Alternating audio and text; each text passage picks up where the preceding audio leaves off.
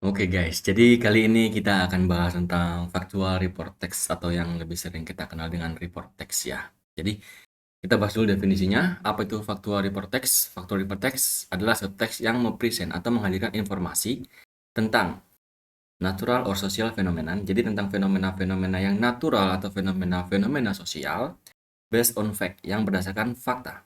It aims to describe general characteristic of a subject, not specific events. Jadi tujuan utamanya itu lebih ke menjelaskan karakteristik secara umum dari suatu subjek yang bisa berupa natural or social phenomena.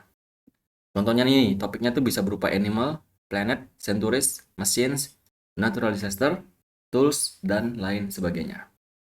Terus tujuan atau purpose dari factual report text yang pertama adalah to inform the reader about something based on factual and scientific information. Jadi untuk memberikan informasi kepada para pembaca tentang sesuatu berdasarkan informasi-informasi yang fakta atau scientific ilmiah. Dan juga to classify and describe things generally, untuk mengklasifikasi dan mendeskripsikan things generally, suatu objek secara umum.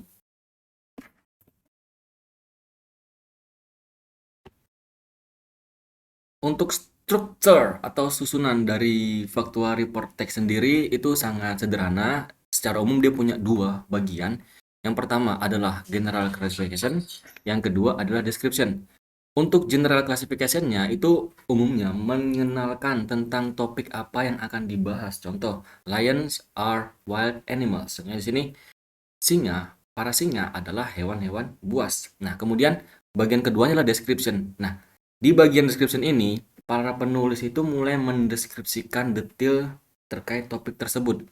Contoh, topik yang kita punya adalah lions are wild animals. Maka untuk description-nya kita bisa membahas hal-hal seperti appearance, penampilannya, behavior, tingkah lakunya, habitat, their foods maybe, di mana mereka tinggal dan apa yang mereka makan. Contohnya seperti itu. Kemudian untuk ciri-ciri kebahasan atau language feature. Yang pertama, use of general nouns. Pastinya seperti shark, volcanoes, excavator, dan lain sebagainya. Intinya ini adalah apa yang akan kita bahas. Kemudian use of present tense. Jadi factual report itu menggunakan present tense. Use of relating verbs like is, are, has, have. Kemudian use action verbs like it, runs, live. Use technical or scientific vocabulary, kosakata khusus secara teknis atau scientific ilmiah. Kemudian yang paling penting adalah often uses passive voice. Jadi factual report itu sangat sering menggunakan passive voice. Passive voice adalah perubahan dari kalimat aktif ke pasif. Yang intinya kalau kalimat aktif itu kita fokusnya hanya pada si subjeknya. Kalau kalimat pasif kita fokus pada objeknya. Nanti akan kita bahas di belakang. Next. Nah, ini adalah contoh dari salah satu factual reports dengan judul excavators. Di sini kita punya general classification, yang mana itu menjelaskan apa yang memperkenalkan topik yang akan kita bahas. Kemudian kita punya description-nya, pembahasan lebih detail dari general classification tadi. Oke, contoh, excavators are heavy construction equipment consisting of a boom, dippers or stick, bucket and cap on rotating platform known as the hose. Nah, ini dia menjelaskan nih, excavator itu secara pembagiannya tuh kayak gini. They are used in various industries such as construction, mining, and forestry. Kemudian untuk bagian description-nya itu dia akan mulai masuk lebih detail lagi, menjelaskan apa yang ada di bagian general classification-nya tadi. Di bagian description itu dituliskan bahwa excavators are mainly used for digging trenches, holes, and foundation. They can also be used for material handling, demolition, and river dredging.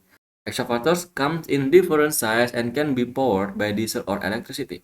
The operator controls the machine from the cab using joystick and pedals. Nah, di bagian description ini dia udah mulai lebih detail menjelaskan tentang excavatornya. Sedangkan di bagian general classification-nya udah kita bahas aja excavator itu dipakai di industri alat berat itu dia mempunyai ini, terus kemudian biasa ada bagian ininya aja.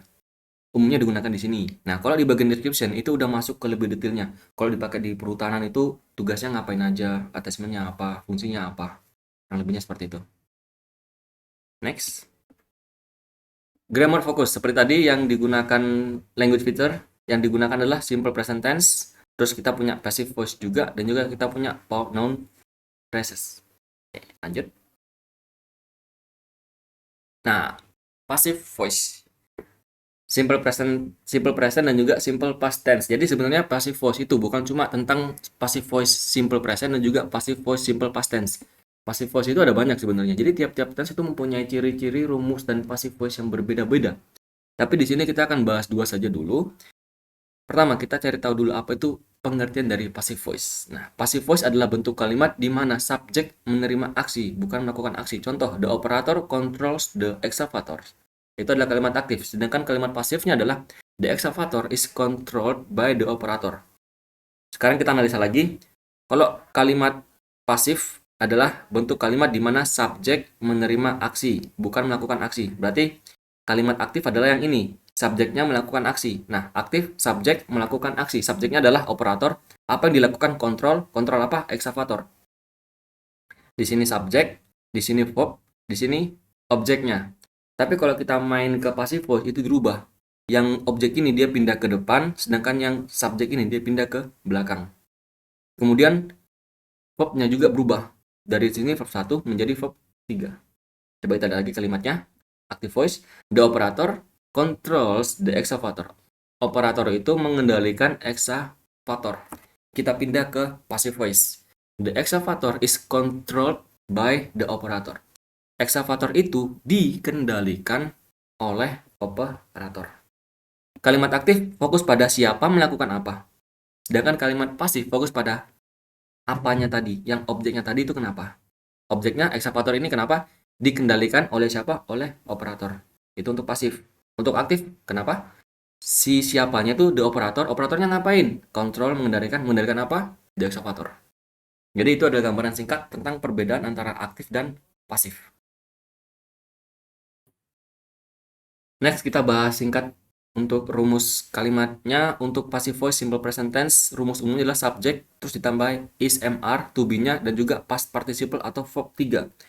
Is, mr digunakan sesuai subjek yang ada di depannya. Kalau subjeknya ini adalah I, berarti kita menggunakan am.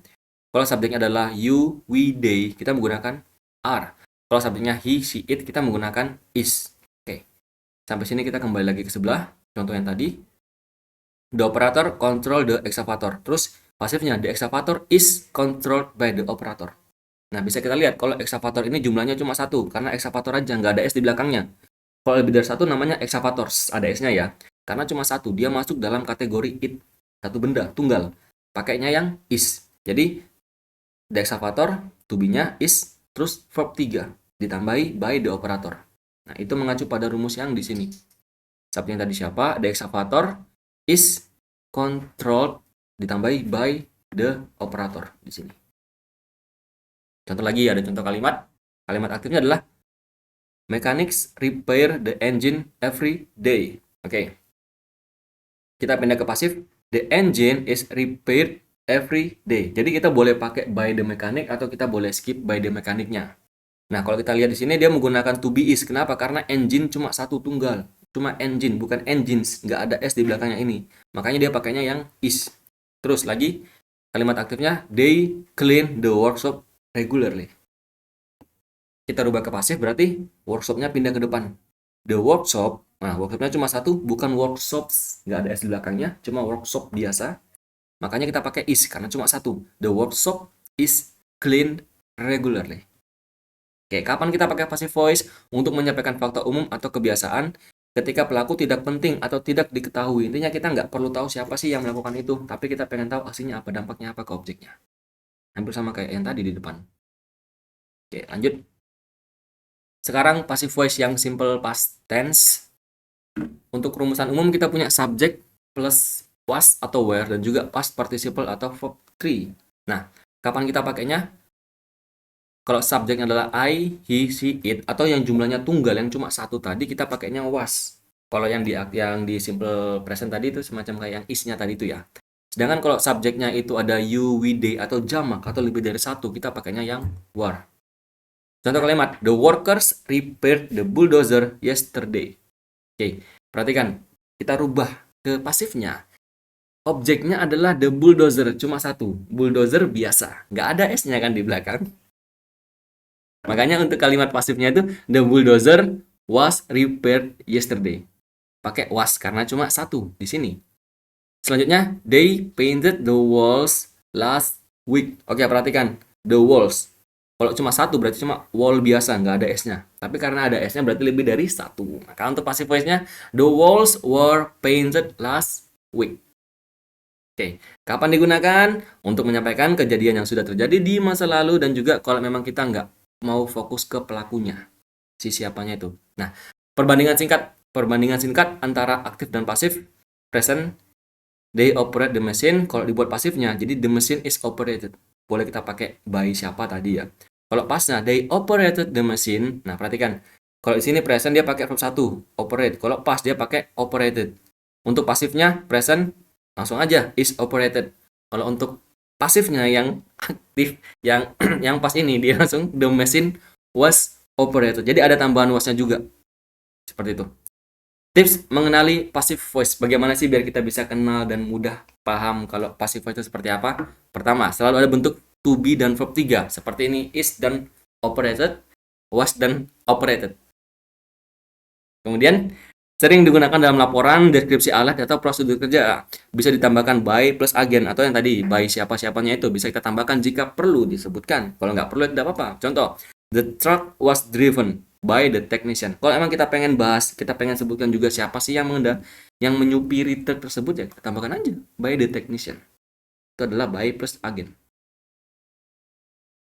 Oke, sampai sini paham ya untuk materi dasar dari factual report. Habis ini kita akan bahas pembahasan soalnya secara singkat.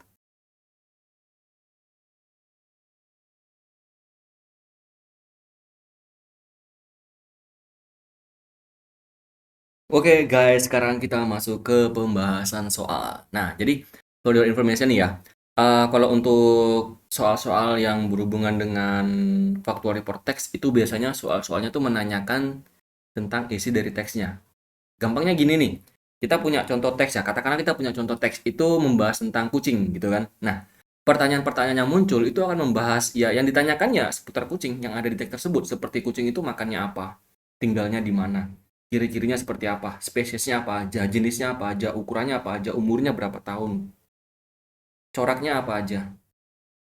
Nah, jadi pertanyaan-pertanyaan itu akan apa ya, ibaratnya kayak ya memang bertanya tentang si objek yang dijelaskan di factual reportnya itu. Nah, sebagai contoh, di sini kita punya teks tentang penguin. Kita punya tiga paragraf, kemudian ada pertanyaan-pertanyaannya. Coba kita kerjakan satu persatu dulu. Tapi sebenarnya kalau untuk mengerjakan soal itu sangat afdol kalau kita baca pertanyaannya dulu, supaya kita bisa menemukan kata kuncinya di sini. Tujuannya biar menghemat waktu. Tapi kalau memang untuk latihan kalian merasa lebih nyaman baca teksnya dulu, nggak apa-apa.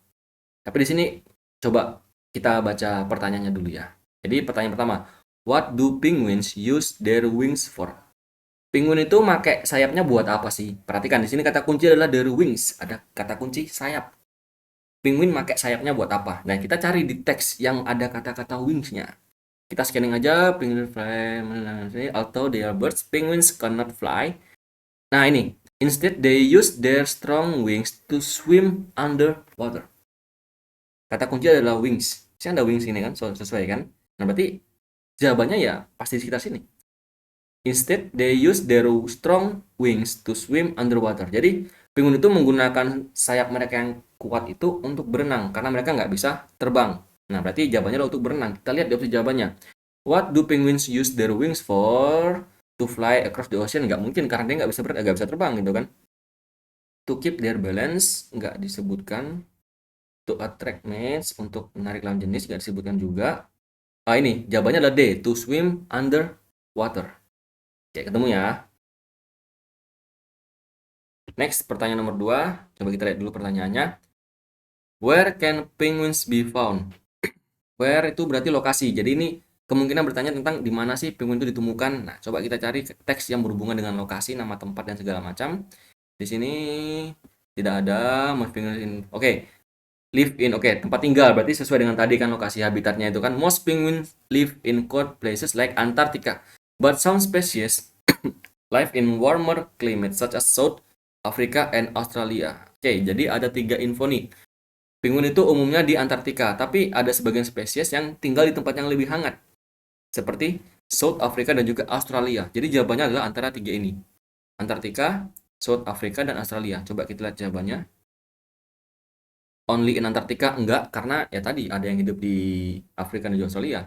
In the Northern Hemisphere, in tropical rainforest, in cold and some warm place. Nah, ini.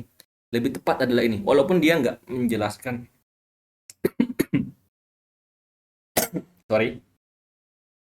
Walaupun di jawaban ini nggak menjelaskan nama Antartika, Afrika, sama Australia tadi, tapi dia merepresentkan kalau in cold and some warm places, di tempat yang dingin alias Antartika, dan juga beberapa tempat yang hangat alias South Africa dan juga Australia tadi. Jadi jawaban yang benar adalah yang D. Jadi jawabannya tuh nggak selalu tertulis sama persis dengan di teks tadi kok. Kadang kita perlu menyimpulkan juga gitu ya. Oke, kemudian what do male penguins often do during breeding season? Nah, ada male penguin sama breeding season. Kata kuncinya ada di sini nih. Coba kita cari di teksnya lagi. They have a thick feather and lay of hair on the palm.